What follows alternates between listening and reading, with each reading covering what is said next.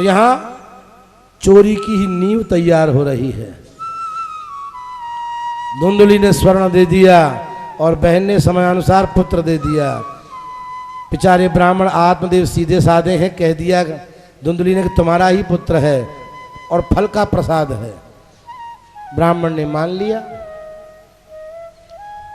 बहनों से, माताओं से, बेटियों से अनुरोध है, बहन, बेटियां, माताएं धर्म की स्तंभ हैं। धर्म को यदि सुरक्षित रखना है तो बेटियों को, माताओं को, बहनों को सच्चरित्र और सत्यता का पालन करना होगा। इनके द्वारा ही सत्य का आचरण होने पर इनको देख करके पुरुष को बरबस सत्य और धर्म का पालन करना पड़ेगा। माताएं, बहनें और बेटियां ये धर्म को स्वच्छ रखने की, धर्म के स्तंभ को मजबूत रखने की प्रमुख अधिकारिणी हैं। ये अपने आप को पवित्र रखें, स्वच्छ रखें, उज्जवल धवल रखें, धर्मयुक्त रखें तो विश्वास रखिए समाज में अधर्म फैल नहीं सकता, धर्म ही स्थापित रहेगा। पुत्र हुआ, धुंधुली ने अपना नाम उसको दिया धुंधकारी। आत्मदेव ने दोनों को शिक्षा प्रदान की, पर जो योग्य है उत्तम शिक्षा ग्रहण कर लेगा और जो अयोग्य है उसको कितनी भी आप सुविधाएं दीजिए वो विद्या को ग्रहण नहीं कर पाएगा। गोकर्ण पंडितो ज्ञानी धुंधकारी महाखलः। गौ से उत्पन्न होने वाला, जो फल के प्रभाव से उत्पन्न होने वाला मनुष्य आकृति का केवल कान जिसके गौ के समान है, वह जो पुत्र हुआ उसका नाम गोकर्ण हुआ। और जो धुंधुली की बहन से प्राप्त हुआ पुत्र है धुंधकारी, वह महान खल दुष्ट हुआ। इतने अत्याचार करने लगा कि पिताजी क्षुब्ध हो गए, दुखी हो गए, घर छोड़ करके चल पड़े, वन की ओर जा रहे हैं। तपस्या करके गोकर्ण लौट रहे हैं। पिताजी से कहा, गोकर्ण ने, पिताजी कहाँ जा रहे हो? पिता ने कहा, बेटा मैं धुंधकारी के अत्याचारों से अत्यंत दुखी हूँ, अब मैं घर में नहीं रहूँगा, वन की ओर जा रहा हूँ।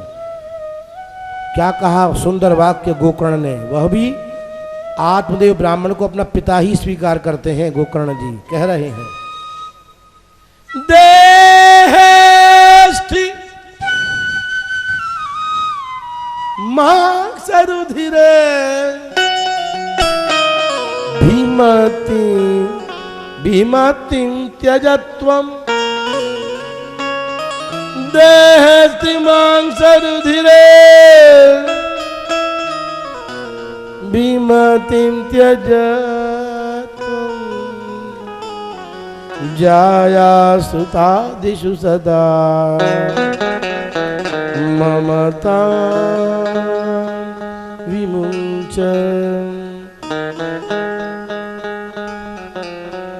पश्यानिशं जगदिदं क्षणभङ्गनिष्ठं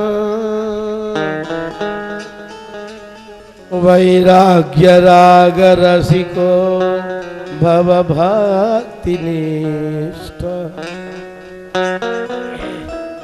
धर्मं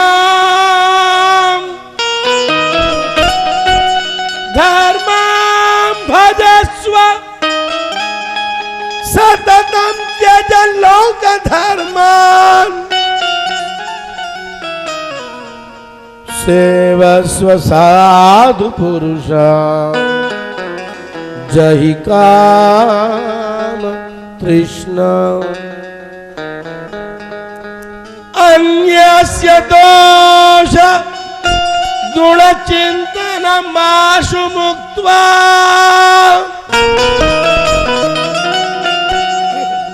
सेवा कथा रसमहो नितरा पिबत्वम्। हे पिताजी, शरीर के प्रति मोह का परित्याग कीजिए। ये क्षणभंगुर शरीर है, आज है हो सकता है कल न रहे। इसको सजाने की, संवारने की ज्यादा चेष्टा मत करो। हाँ ठीक रहे, ठीक, बहुत अच्छा है, पर कितने भी क्रीम पाउडर लगाओगे शरीर का रंग जैसा है वैसा ही रहेगा। कोई भी ऐसा औषधि का स्वरूप नहीं है जो सफेद बालों को जड़ से काला कर दे।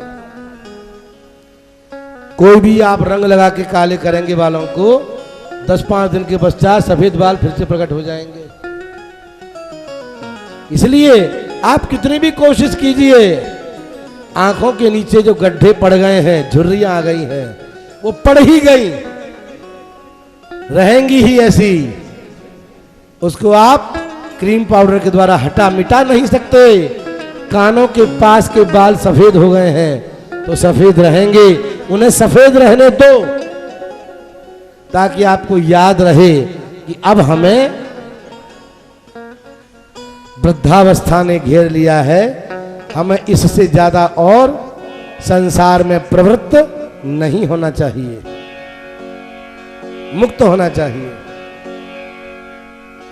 जाया सुता दिशु सदा ममतांग विमुंच। पत्नी और पुत्र में अधिक ममता मत रखो, ध्यान रखिए। संतान में मोह ज्यादा रखोगे दुख भोगोगे, घर गृहस्थी में मोह रखोगे कष्ट भोगना पड़ेगा। हाँ, कर्तव्य का पालन जरूर करना। शास्त्र कर्तव्य विमुख होने की कभी नहीं कहता। अपने कर्तव्य का भली भांति अच्छे ढंग से पालन करो, पर इतने ज्यादा मोहित मत हो जाओ कि आप उनके बिना जी न सको, ऐसा हृदय में भाव मत रखो। ये सोचो कि हाँ बच्चे भी आगे बढ़े, घर परिवार सब स्वस्थ रहे, प्रसन्न रहे, इनकी आवश्यकताओं की पूर्ति हो, पर मुझे इनके बिना भी रहा जाए, ऐसा प्रयत्न करना है, ऐसा प्रयास करना है। जाया सुता दिशु सदा ममतांग विमुंच। महापुरुष वल्लभ का कथन है, जिस ममता से गृहस्थ का पालन कर रहे हो उसी ममता को त्यागो मत, उस ममता को जरा सा डायरेक्शन चेंज कर दो। जो ममता संसार में थी, परिवार में थी, उस ममता को अब जरा गिरधारी की ओर ले जाओ। वही ममता गिरधारी में होने लगेगी। गोवर्धन नाथ से बार बार मिलने का मन करेगा, वृंदावन बिहारी का दर्शन करने का बार बार मन करेगा, राधा वल्लभ लाल के साथ में आंखें मिलाने का बार बार मन करेगा, राधा रमन जी का दर्शन करने का बार बार मन करेगा, रंग बिहारी की सेवा करने का बार बार अवसर प्राप्त होगा, छटपटाएगा मन। तो समझिए कि यहां पर जो जागृत हुई ममता है वो आपका कल्याण कर देगी, संसार से उद्धार हो जाएगा। फजल तेरा हर घड़ी दरकार है, फजल तेरा हर घड़ी दरकार है, गर करम कर दे तो बेड़ा पार है। भक्तवत्सल भगवान की जय। विशिष्ट धर्म का पालन कीजिए पिताजी, और परम धर्म, विशिष्ट धर्म यही है कि गोविंद के चरणों का आश्रय प्राप्त हो। संसार को भोगने का भी एक अवस्था है, समय है। 50 साल की उम्र तक आप संसार भोगिए, और आज के युग में तो जो औसत आयु है कम हो गई है। पहले 100 साल की अवस्था थी तो 50 साल तक गृहस्थ भोगने की आज्ञा थी, अब औसतन आयु 65 या 60 रह गई है। तो ये सोचिए, जहां आपकी आयु 40 क्रॉस करती है, धीरे धीरे संसार से विरत होने का, तटस्थ होने का अभ्यास कीजिए। 40 to 45, जहां 45 के पूरे हुए, पूर्णतया विरक्त रहे, घर में ही, रोटी घर की ही खाएं, कपड़े घर के ही पहने, पत्नी पास में रहे, बच्चे पास में ही रहे, पर ऐसे रहो कि घर में रहते हुए भी आप वन में रह रहे हो, वन में रह रहे हो, ये भाव रखो। मिल गया सो पा लिया, नहीं मिला ठाकुर जी की इच्छा। स्वादिष्ट मिला बहुत अच्छा, और स्वादिष्ट नहीं मिला तो हरी इच्छा।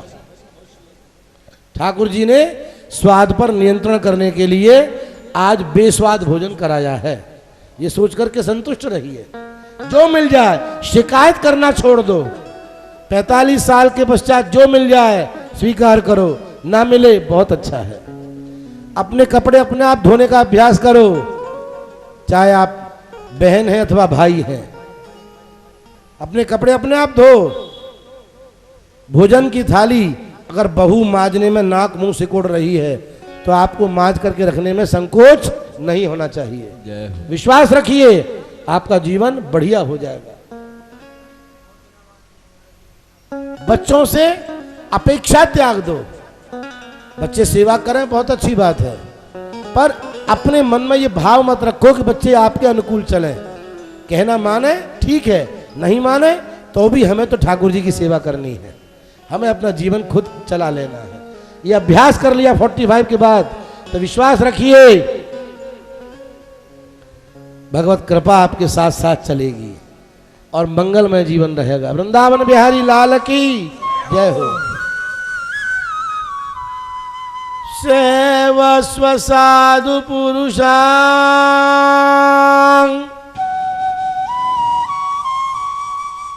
जहि काम तृष्णा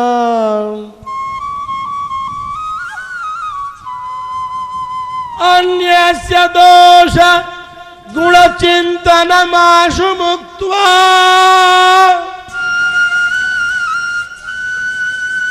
सेवा कथा रसमहो नितरां पिबत्वा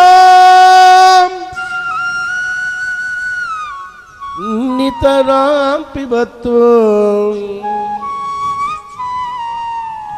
बहुत काम की बात ध्यान से सुनना। अपने गुणों को प्रकट नहीं करना और दूसरों के दोषों को प्रकट मत होने देना। आप में कुछ गुण हैं, बहुत खुशी की बात है। दुनिया के सामने ये दिखाओ कि आप तो निर्गुण हो, गुण रहित हो, और किसी में कोई कमी है उस कमी को ढके रखो। कमी को उजागर करने की आवश्यकता बिल्कुल नहीं है।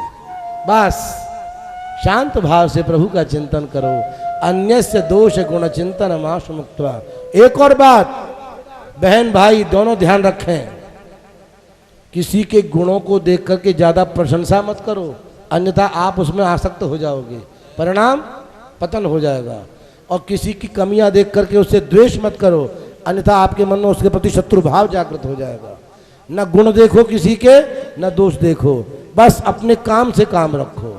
आपका जो कर्तव्य है उसको निभाओ और करुणा निधान भगवान का ध्यान करो। बस अन्यस्य दोष गुण चिंतन माशु मुक्त्वा सेवा कथा रसमहो नितराम पिबत्वम। और ध्यान रखिए, जब मौका मिले ठाकुर की कथा को प्रेम से अवश्य श्रवण करो, सुनते रहो भगवान की कथा को।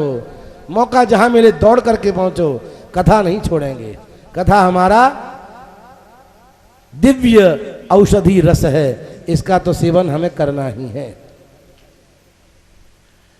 आत्मदेव ब्राह्मण ने गोकर्ण जी के इस वाक्य को ग्रहण कर लिया, दशम स्कंद भागवत का पाठ किया और वन में रह करके शरीर का परित्याग करके गोविंद के चरणारविंदों को प्राप्त कर लिया। भक्त वत्सल भगवान की जय हो। सदगति उसी की होती है, ध्यान रखना, जो ठाकुर का नाम लेते हुए प्राणों का परित्याग करता है। श्री कृष्ण शरणम मम, श्री कृष्ण शरणम मम। ठाकुर का जो नाम प्रिय है सो लो, गुरु मंत्र का जाप करो और अपना नाम लेते रहो, विश्वास रखो। शिक्षा गुरु अनेक हो सकते हैं, दीक्षा गुरु एक ही हुआ करता है। ध्यान रखो, शिक्षा किसी से भी लो, कोई आपत्ति नहीं है, पर दीक्षा का मंत्र जिससे मिला उनके प्रति ईश्वर का भाव रखो, ईश्वरीय भाव रखो। तर्क मत करना, उनके प्रति श्रद्धा रखना। गुरु से तर्क भावना रही तो आपका बेड़ा गर्क हो जाएगा, नरकों की प्राप्ति होगी। और गुरु के प्रति श्रद्धा रही तो गोविंद आपको छाती से लगा लेंगे। जय हो जय हो। भक्तवत्सल भगवान की जय। गोकर्ण जी घर पहुंचे तो धुंधकारी के अत्याचारों को देखा, वे भी दुखी हुए और गोकर्ण जी यह सोच करके मुझे भी घर का परित्याग करना चाहिए, चल पड़े तीर्थाटन के लिए। इधर अब सिर पर कोई नहीं है, परम स्वतंत्र न सिर पर कोई। धुंधकारी ने ज्यादा दुष्टता प्रारंभ कर दी, वेश्याओं को घर में ले आया, एक नहीं दो नहीं 5 वेश्याओं को ले आया और अपने घर में ही रख लिया।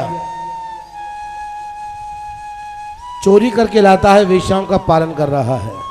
ये 5 वेश्याएं क्या हैं? ये जो हमारी इंद्रियां है ना, शब्द स्पर्श रूप रसगंध ज्ञानेंद्रियां, यही 5 वेश्याएं हैं। इन 5 वेश्याओं का ये जीव गुलाम हो जाता है। हम कानों के द्वारा खराब संगीत, खराब शब्द सुनना चाहते हैं, आंखों से सुंदर दृश्य देखना चाहते हैं। एक श्लोक याद आ गया स्वामी जी,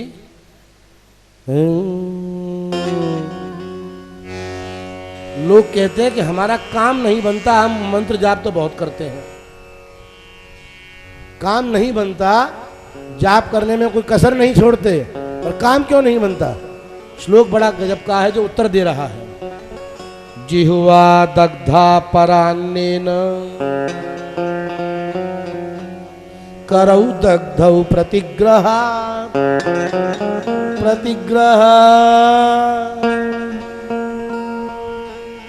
मनोदग्धं परस्त्रीभिः कार्य सिद्धि कथम भवेत्। जिह्वा तो जल गई है दूसरों का अन्न खाने से और दूसरों की बुराई करने से।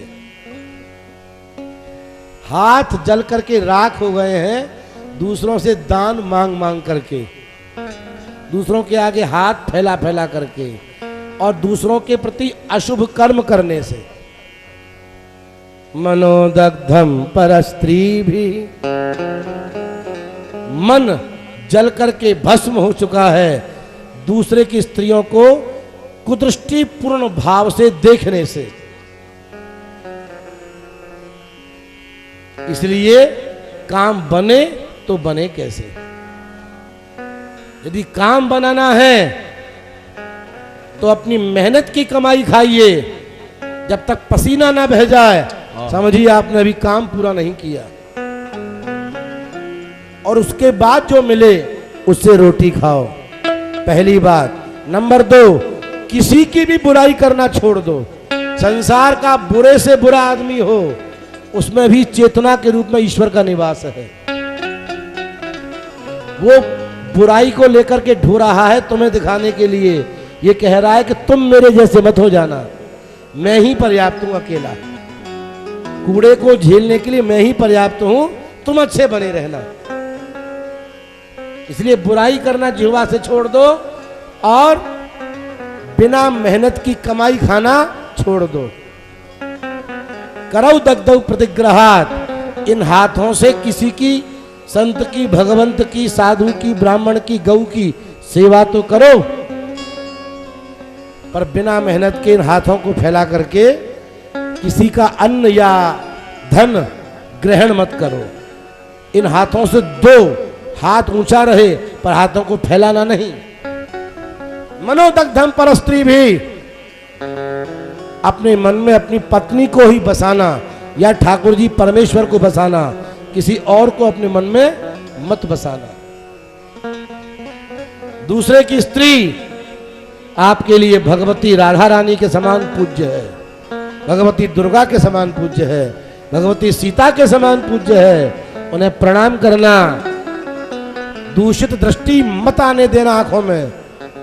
फिर देखिए ये भाव यदि रखा आपने, तीनों का संशोधन किया, जिह्वा को शुद्ध किया, हाथों को शुद्ध किया और मन को शुद्ध किया और ठाकुर जी की एक भी माला की, तो आपका काम बन जाएगा 100%। भक्त वत्सल भगवान की जय। आज ठाडोरी बिहारी जमुना तट पे, आज ठाडोरी बिहारी जमुना तट आज ठाड़ोरी बिहारी जमुना तट पे,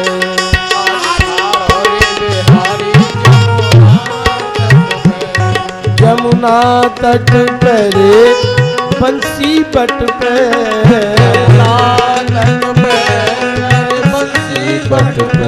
ओ जमुना तट पे बंसी बट पे,